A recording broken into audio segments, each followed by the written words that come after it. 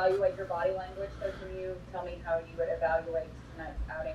Well, we won the game, so that's a positive. I hit Upton twice and hated both of them, and then I heard that X-rays were negative, so I'm very happy to hear that because nothing was intentional or nothing. I wasn't even trying to go in there, and then it was just one of those things where I had to battle some things. Was able to get through 7 and only give up 1, so I'll take it. But I hit way too many guys tonight. Yeah, it seemed to rattle you. Is it just because? Yeah, why? Well, you look at with the season that's gone on and the way everything's gone, you don't want to hurt anyone ever. And then with the way everybody's been fighting and doing all that, and you hit the same guy twice in the same spot, I think that's the thing that gets you the most. I played against Justin a long time, since back in the day when we were 18 years old. So to hit him twice and have him have to leave the game, you never want that. I want him to stay in the game the whole time so we can battle it out. And that goes for everybody on the other side. You never want to hurt another guy. How did you find out about the X-ray?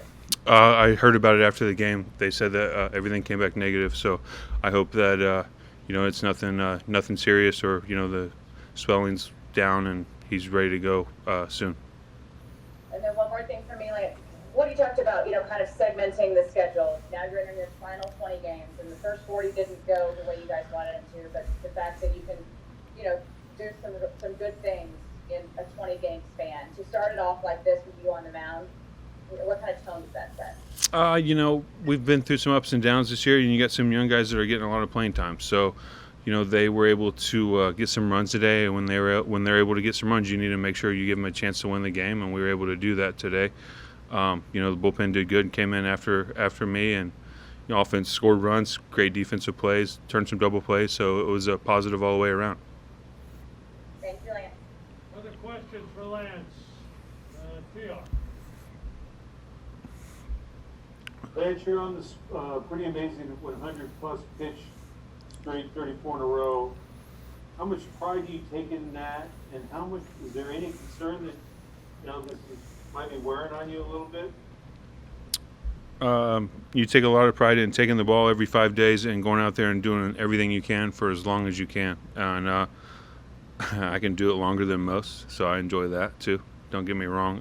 But wear and tear, I don't see it. That's what I work for in between every start and every off season. I have this big body for a reason, and I use it. Do you think it might be beneficial this season because you can have such a short year to get as much work as possible?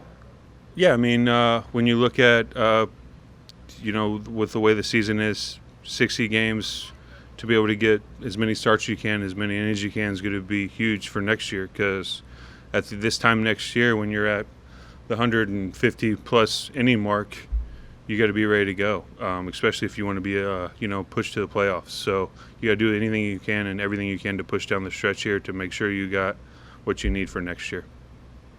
Thank you very much. Mm-hmm. Anything else for Lance? Levi.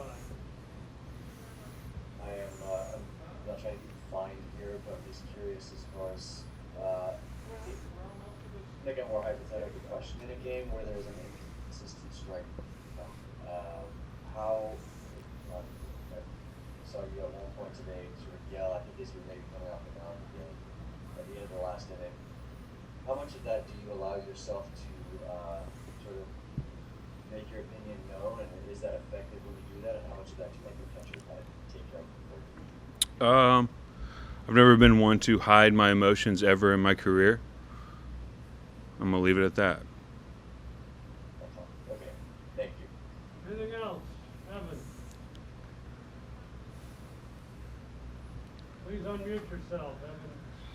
Sorry, I apologize for that. John would like me to be muted at all times, but Hey, he's not the only one.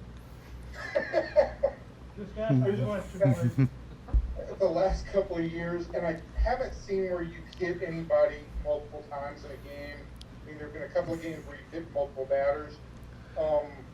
So I know what you said about Upton a little bit earlier, but did this one strike you differently? Because I don't know if you ever have hit the same guy twice in a game. Yeah, and especially a guy that I've played against a long time and respect very highly. we've played against each other so many years, and there was nothing. I mean, heck, I was trying to go down and away on the last one, and it just it hit him, and I think that's what gets you the most. There's never intent there, and then when you hit a guy twice, and then it takes him out of the game, and a guy that you respect that plays the game the hard, and does all the right things, and has been a great dude every time I've ever encountered him. You definitely don't want to definitely knock him out of the game. So that was probably the thing that got me the most. You don't recall hitting the same batter twice on the end? No, I do not. I'm sure it's happened in my life, and I say that I have before. Now that I think about it, and it was a similar spot where I wasn't trying to hit him, and it got him in the same spot.